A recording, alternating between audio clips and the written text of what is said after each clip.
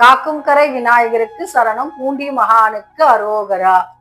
அழைத்து வருகின்றேன் என்றேனோ அக்ரூரரை போலே, அகமொழித்து விட்டேனோ விதுரரை போலே, தேகத்தை விட்டேனோ ரிஷி பத்தினியை போலே, பிணம் எழுப்பி விட்டேனோ தொண்டைமானை போலே. இப்படி ஒவ்வொரு அடியாக சொல்லிக் கொண்டு வருகின்றான் திருக்கோளூர் பெண் பிள்ளை ஸ்ரீமத் ராமானுஜரிடம். நாமும் ஒவ்வொரு வரலாற்றையும் பார்த்து விட்டோம். பிணவிருந்து இட்டேனோ கண்டாகர்ணனை போலே, தாய்கோலம் செய்தேனோ அனசூயை போலே. இதுவரைக்கும் நாம பார்த்துட்டோம். அடுத்த அடியை சொல்கின்றால் திருக்கோளூர் பெண் பிள்ளை. தந்தை எங்கே என்றேனோ துருவனை போலே. கப்பலிலே செல்கின்றவர்கள் இந்த துருவ நட்சத்திரத்தை பார்த்திருப்பார்கள். அது நமக்கு வழிகாட்டியாக விளங்கக்கூடிய அதி அற்புதமான நட்சத்திரம். துருவ நட்சத்திரம் என்பது அவ்வளவு சுலபத்திலே பார்த்துவிட முடியாது. கப்பல் மாலுமிகள் பார்த்திருக்கலாம், கப்பலில் செல்லக்கூடியவர்கள் பார்த்திருக்கலாம் வானத்திலே. இந்த துருவ நட்சத்திரம் யார்? எத்தகைய தவம் செய்து அவன் இந்த பேற்றை அடைந்தான்? துருவன் என்றொரு சிறு பாலகன். அவனுக்கு எப்படி இந்த தவ வலிமை சாத்தியமாயிற்று? எங்கே அவன் கற்றான் இந்த தவத்தை? யார் மூலமாக கற்றான்? யார் அவனுக்கு குரு? இத்தகைய கேள்விகள் நம்முள் எழுகின்றன. இதற்கு விடையளிப்பது போல சொல்கின்றால் இந்த திருக்கோளூர் பெண் பிள்ளை ஸ்ரீமத் ராமானுஜரிடம். படைப்பு கடவுளான பிரம்மாவிற்கு பல புத்திரர்கள். ஏன்னா உலகத்தை சிருஷ்டி செய்ய வேண்டும் அல்லவா? படைப்பு தானே அவருக்கு பிரதான தொழில். இதற்காக அவருக்கு பல பிள்ளைகள் பிறந்தார்கள். அப்படி ஒரு பிள்ளை ஸ்வயாம்புவ மனு. அவனுடைய பிள்ளை உத்தானபாதன். இவன் ராஜா, நாட்டை ஆளக்கூடிய மன்னன். இவனுக்கு 2 மனைவிகள். ஒருத்தியின் பெயர் சுனீதி, இன்னொருத்தியினுடைய பெயர் சுருசி. சுனீதியினுடைய பிள்ளைதான் இந்த துருவன், சிறு பாலகன். சுருசியினுடைய பிள்ளை உத்தமன். ஆனா பாருங்க, 2 மனைவிகள் இருக்காங்க. 2 பேரையும் 2 கண் போல பார்த்து கொள்ளவில்லை இந்த உத்தானபாதன். அவனுக்கு சுருசியின் மீது மட்டும் அதிக அன்பும் பாசமும், அவளுக்கு பிறந்த பிள்ளையான உத்தமன் மீது மட்டும் அவனுக்கு பொறுப்பு அதிகமாக இருந்தது. அவன் மேல் ஆசையாக இருந்தான். சுனீதிக்கு என்ன நினைப்புனா, அன்பு என்பது தாமாக வர வேண்டும், அதை யாசகம் பெற்று நாம் பெற வேண்டும் என்பது கிடையாது. இதை விட நாம் பக்தி செலுத்தி விடலாம் எம்பெருமான் நாராயணமூர்த்தியின் மீது. இது நமக்கு மிகவும் சுலபமாக வரக்கூடியது. அவள் கையேந்தவில்லை. தன்னுடைய கணவனான உத்தானபாதனிடமிருந்து அன்பையும் பொறுப்பையும். ஆனா சிறு குழந்தை அல்லவா துருவன், அவனுக்கு என்ன தெரியும்? தந்தை நம் மீது பாசமாக இருக்க வேண்டும் என்று நினைப்பது இயல்புதானே சிறு குழந்தைகள். இவள் அமைதியாக தன்னுடைய பிள்ளையோடு வாழ்க்கை நடத்தி கொண்டு இருந்தால் சுனீதி. சுருசிக்கு என்ன ஒரு கவனம்னா, தன்னுடைய பிள்ளைக்கு ராஜ்யம் கிடைக்க வேண்டும். தன்னுடைய பிள்ளைதான் தன்னுடைய கணவனுக்கு பிறகு இந்த மண்ணுலகத்தை ஆள வேண்டும் என்ற ஆசை இருந்தது. அதனால இந்த துருவனை கிட்டே ஆண்ட விடுவதில்லை ராஜாவிடம். அவ்வளவு கவனமாக கையாண்டாலாம் இந்த விஷயத்தை. எங்கே இந்த சிறு பிள்ளை மீது என்னுடைய கணவனுக்கு அன்பு வந்து விடுமோ என்ற பயம் அடிமனதில் இருந்து கொண்டே இருந்ததாம். அதனால் எப்பொழுது பார்த்தாலும் துருவனை அவள் கடிந்து கொண்டே இருப்பாள். கிட்டே வராதே என்பால். எப்பொழுது பார்த்தாலும் திட்டிக் கொண்டே இருப்பாளாம். ஒரு நாள் என்ன ஆச்சுது? துருவன் 5 வயது பாலகன். அவன் என்ன பண்றான்? ஆசையாக ஓடி வருகின்றான் தன்னுடைய தந்தையிடம். அரண்மனையிலே உட்கார்ந்து கொண்டிருக்கின்றார் உத்தானபாதன். மடியிலே உத்தமன் உட்கார்ந்து கொண்டிருக்கின்றான், சுருசியினுடைய பிள்ளை. இவன் என்ன நினைக்கிறான்? அந்த குழந்தை மட்டும்தான் அப்பாவோட மடியில உட்காரணுமா? ஏன் எனக்கு உரிமை இல்லையா? நானும் இந்த தகப்பனுடைய பிள்ளை தானே, எனக்கு அந்த ஆசை இருக்கக்கூடாதா என்ற எண்ணத்துல என்ன பண்றான் பாருங்க துருவன். ஓடி வந்து தன்னுடைய தந்தையின் மடி மீது ரொம்பவும் ஆசையாக உட்கார்ந்து விடுகின்றானாம். ஆனா இதை பார்த்து கொண்டிருந்தாள் அல்லவா சுருசி, துருவனுடைய சித்தி. அவ என்ன பண்றா பாருங்க, கீழே தள்ளி விட்டால் கொஞ்சம் கூட ஈவு இறக்கம் இல்லாமல் அந்த பிள்ளையின் மீது பாசம் இல்லாமல் அந்த குழந்தை அழுது கொண்டே கேட்கின்றானாம், எனக்கு உட்கார இங்கே உரிமை கிடையாதா? என்னுடைய தந்தை தானே அவர் என்று கேட்கும் பொழுது ரொம்ப இலக்காரமாக சொல்கின்றாளாம் சுருசி.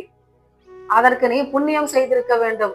நீ என்னுடைய வயிற்றில் பிறந்தாலாவது உனக்கு இந்த தந்தையின் மடி மீது உட்கார உனக்கு அந்த உரிமை இருக்கின்றது. போயும் போயும் நீ அந்த சுனிதியின் வயிற்றில் அல்லவா பிறந்திருக்கின்றாய், உனக்கு எதற்கு அந்த அதிகாரம், உனக்கு எதற்கு இந்த ஆசை என்று கோபமாக கடிந்து கொள்கின்றாளாம்.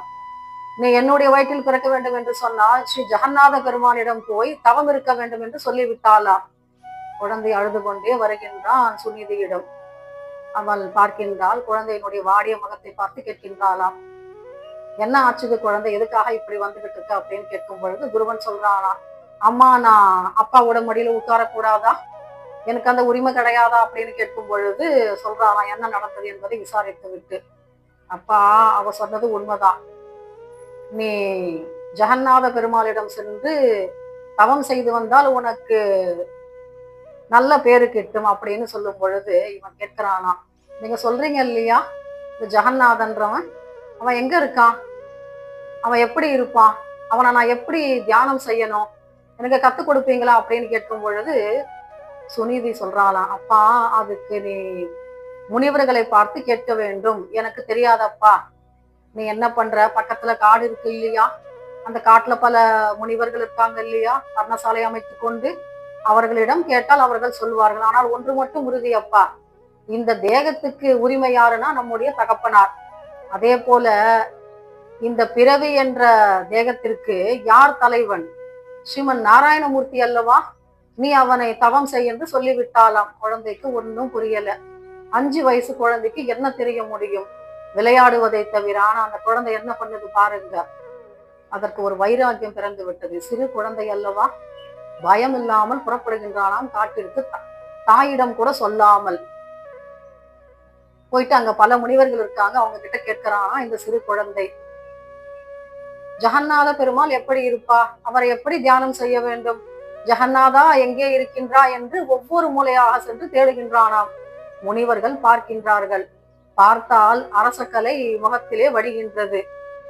கூப்பிட்டு கேட்கின்றாங்களாம், அப்பா குழந்தை எதுக்காக இங்க வந்த இந்த காட்டுல அப்படின்னு கேட்கும் பொழுது இந்த குழந்தை சொல்றான், என்னுடைய அம்மா சொல்லிட்டாங்க, நீ போயிட்டு ஜெகநாத பெருமாளை தவம் செய்ய வேண்டுமா, அப்பதான் எனக்கு நிறைய பேரு கிடைக்குமாமே அப்படின்னு சொல்லும் பொழுது இவங்க சொல்றாங்களாம், அப்பா நீ சிறு குழந்தை, இளைஞனாக இருந்தாலும் உனக்கு நாங்கள் சொல்லி கொடுக்கலாம், இந்த சிறு வயதிலே நீ விளையாட வேண்டுமே தவிர இப்படி நீ தவமெல்லாம் ஏற்ற முடியாது என்று சொல்லி விடுகிறார்களாம். ஆனால் இந்த குழந்தைக்கு பிடிவாதம் பாருங்க, நான் ஜெகநாத பெருமாளை சேவித்தே ஆக வேண்டும் என்ற ஒரு உறுதி வந்து விட்டது இந்த குழந்தைக்கு.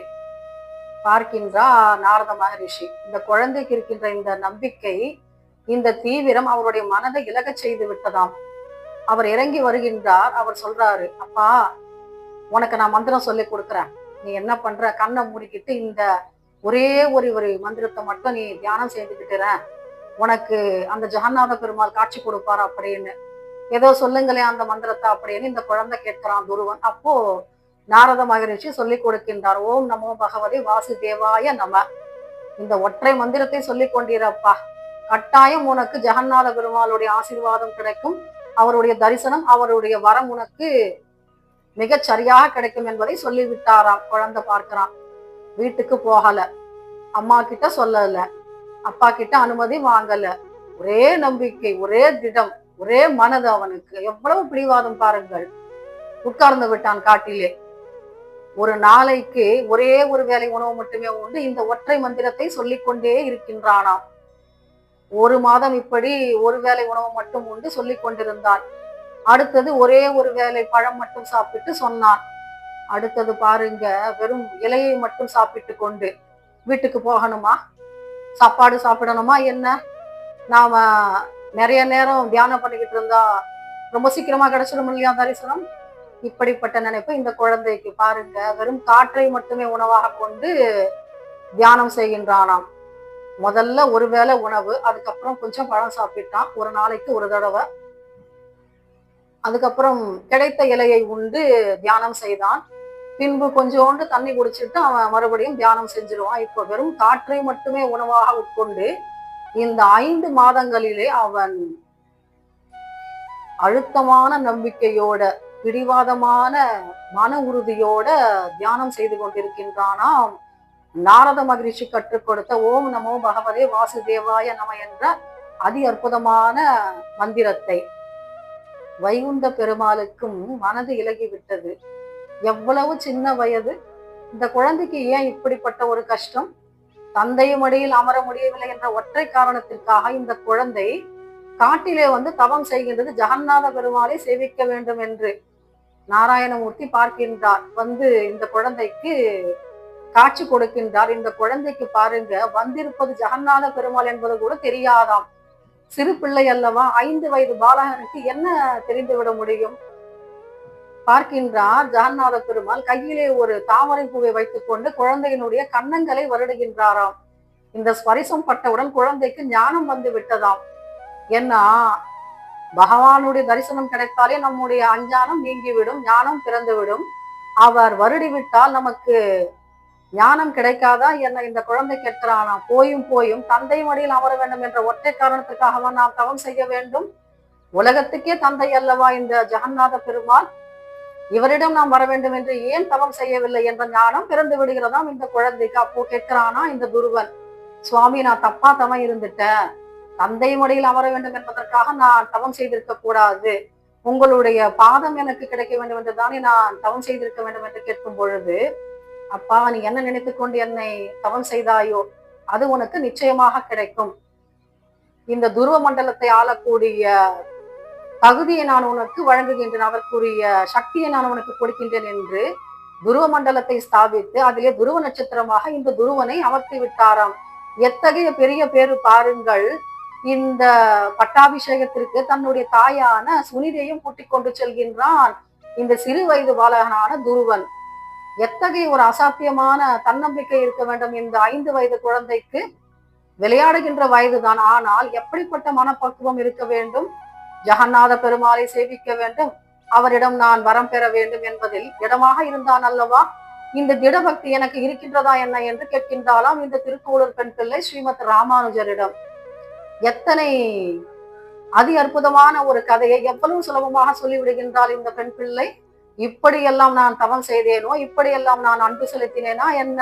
ஸ்ரீமன் நாராயணமூர்த்தியிடம் 5 வயது பாலகன் எவ்வளவு அற்புதமாக தவம் இருந்து ஸ்ரீமன் நாராயணமூர்த்தியிடம் இருந்து இவ்வளவு அருமையான வரத்தை பெற்றிருக்க முடியும். அழியாத நட்சத்திரம் அல்லவா துருவ நட்சத்திரம். இந்த உலகம் உள்ள அளவும் நாம் துருவனுடைய பெயரை சொல்லிக்கொண்டே இருக்கலாம், அவ்வளவு உறுதி இருக்கின்றது இந்த பெயரிலே. குழந்தையாக இருந்தாலும் நமக்கெல்லாம் வழிகாட்டியாக இருக்கின்றான் அல்லவா. தடம் மாறுகின்ற மாணவிகளுக்கும் வழிகாட்டியாக இருக்கக்கூடிய இந்த துருவ நட்சத்திரம் தவத்திற்கும் நம்பிக்கைக்கும் உரிய நட்சத்திரம் அல்லவா இந்த பெயர். இப்படிப்பட்ட பக்தன் அல்லவா இந்த துருவன். இப்படி கதையை சொல்லிக் கொள்கிறாளாம் திருக்கோளூர் பெண் பிள்ளை. பார்க்கின்றார் ஸ்ரீமத் ராமானுஜர். ஆச்சாரியர் சொல்ல அடியார்கள் கேட்பதுண்டு கதையை, ஆனால் இந்த அடியார் சொல்ல வைணவத்திற்கு பெரும் பங்காற்றிய கடையவனுக்கும் கடை தேற்றம் வழங்கிய மகான் ஸ்ரீமத் ராமானுஜர். அவருடைய பெயரை சொன்னாலே நமக்கு புண்ணியம் அல்லவா. அப்படிப்பட்ட ஆச்சாரியரிடம் அசகாய சூரத்தனமாக பேசுகின்றால் இந்த திருக்கோளூர் பெண் பிள்ளை. தந்தை எங்கே என்றேனோ துருவனை போலே என்று சொல்கின்றாள் அல்லவா. சரி, அடுத்தவர் என்ன சொல்ல போகின்றார் என்பதை நாம் அடுத்த அத்தியாயத்திலே பார்க்கலாம். அதுவரைக்கும் நாம துருவனுடைய பக்தியை போற்றிக் கொண்டிருக்கலாம். ஏன்னா கிருஷ்ணனை நினைத்தால் மட்டும் கிடையாது, நாராயணனுடைய பக்தர்களை நினைத்தால் நமக்கு புண்ணியம் அல்லவா. இந்த துருவ நட்சத்திரத்தை நாம் வணங்க வேண்டும், ஏன்னா அது நமக்கு வழிகாட்டியாக இருக்கின்றது அல்லவா பக்திக்கு. நாம் அடுத்த அத்தியாயத்திலே சந்திக்கலாம். அதுவரை நாம் ஸ்ரீமத் ராமானுஜருடைய பாதத்தையும் எம்பெருமான் ஸ்ரீ நாராயணமூர்த்தியினுடைய பாதங்களையும் தியானம் செய்து கொண்டிருப்போம். மீண்டும் சந்திப்போம் அடுத்த பதிவிலே.